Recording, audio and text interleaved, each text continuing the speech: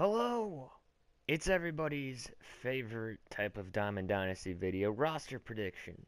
Now it is Monday, but I felt like just getting these out there because these are just my overall thoughts and guys who I think could go up. There's a lot of guys who I think could go up. There's not a lot of downgrades.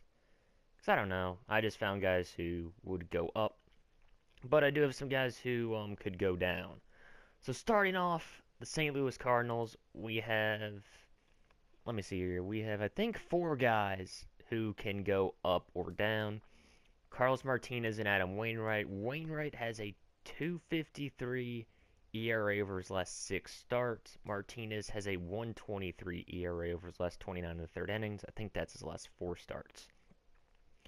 These two, I think, could get plus ones.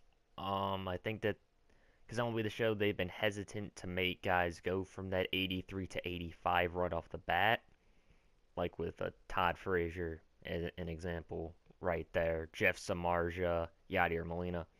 So I think they could get plus ones. And next up we have Kolten Wong, who I think will go down 6 overall, not because they're going to downgrade his attributes, but because he was playing center field in the minors. He got called up and he did play center field. And when you put him in center field, he goes down 6 overall. As you can see right here, he goes down to a 74 overall from an 80 to a 74. And yeah, I think he will go down 6 due to a position change. And then we have Aledmus Diaz. I was messing around with his attributes, and I was able to get him to a 78 overall. But I think he does go up plus 1. And he's hitting 299 this season. He has a 308 average with runners in scoring position, and his clutch rating is only 38. So they could mess with his contact. He also is doing pretty well with the home runs, so maybe a little bit of an upgrade in power. And next up, we have the Arizona Diamondbacks and Zach Greinke. And Greinke had a very rough start to the season. I can see him getting a plus 1, maybe a plus 2. Maybe he gets to Diamond. But I think that they'll give him a plus 1 to see how he does. He does have a .87 ERA over his last 31 innings. So I can definitely see an upgrade for him.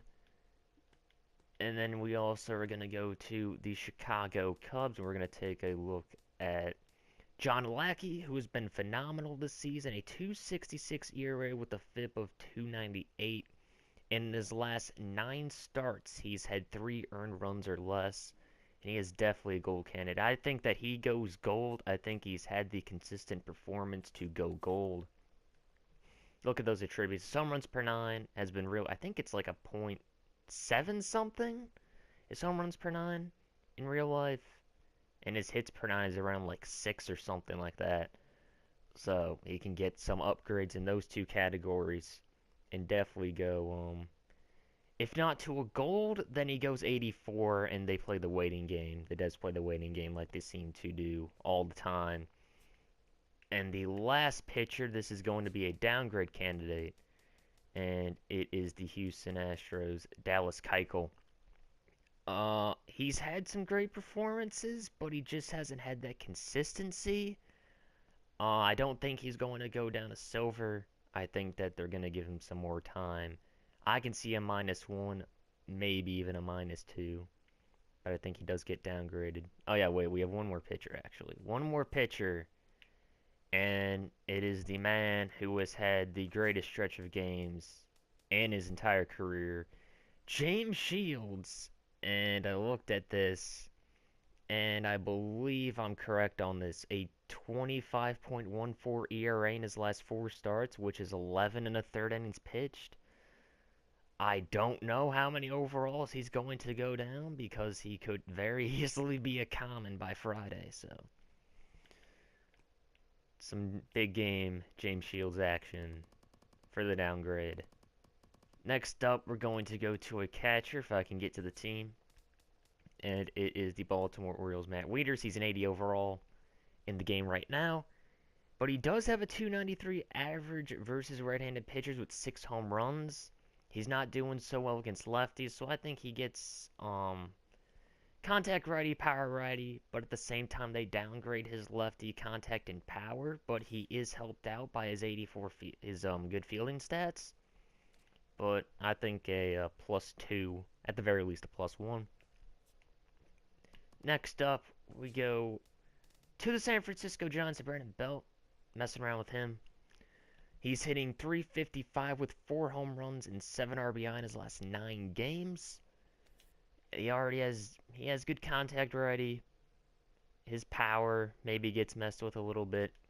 I think a +1. Once again, I'm not so confident the devs upgrading him to a gold, but he's definitely a guy to watch. And we already talked about Kolten Wong.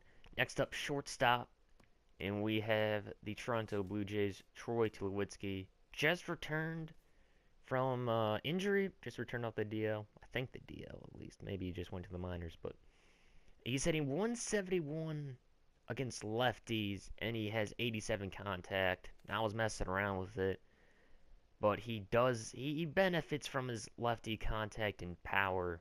That's a reason that people like to use him. He's saved by his fielding a lot, and I think he goes down 1 overall. I don't think that he's ready for silver yet. Again, the devs like giving guys, the veterans a chance like Tulo. Votto wasn't going down for a while, but he eventually did. So they like to play the waiting game with these guys, which is why Tulo, I think, goes to an 85, and then if he doesn't do anything else for like a week, he will go down again. We talked about Diaz, and now we are going to go to Texas Rangers to talk about this guy who's had a very good year, Nomar Mazara, I think it's Mazara. I think he definitely goes +1. He has 42 contact lefties, and I bumped it up because he's hitting .250 against them, and sure enough, that was enough to get him to from a 77 to a 78. A minor upgrade. Not a guy's going to go gold, but he will go silver. And who knows, if he starts hitting lefties, he starts showing that he can field, we could potentially see him at that gold status. Next up, we're going to go back to the Baltimore Orioles because we're going to talk about Adam Jones. I was again messing around with him. But he has 8 home runs this month in June, and I believe 13 home runs overall, and 12 of those 13 have come against righties. Mess around with him a bit, and he has that amazing fielding, really helps him out. His discipline I don't really see going up. I didn't look at his runners in scoring position. I should have looked at that because he has a 92 clutch. But I think a +1. +2's not out of the question, though. And we're going to talk about another center fielder, second to last one, Andrew McCutchen. And I made him a gold. And the reason why is because his walk percentage is down 4.6% from last year, and his strikeout percentage is up 4.4% from last year. And he had a 97 discipline. So I made it -12. It might be a little bit harsh. I also mess with his contact because he's hitting, I think, .246 overall and like .243 lefties and like .246 righties or something like that. But I think he can go down -1. -2 might be a little bit much. Not out of the question. And finally, I want to talk about Giancarlo Stanton. If I can get to the Marlins. There we go. Stanton has been a guy who's been on the bubble for a while for a downgrade. And he's hitting .222 against lefties and has 85 contact against them. Which is a reason why I could see him going down. But then again, he's been a guy who could go down for weeks, but he hasn't. So who knows, maybe this is the week he goes gold. But with the way it's been as of late, he's probably going to stay. But those are the guys who I have. So for right now.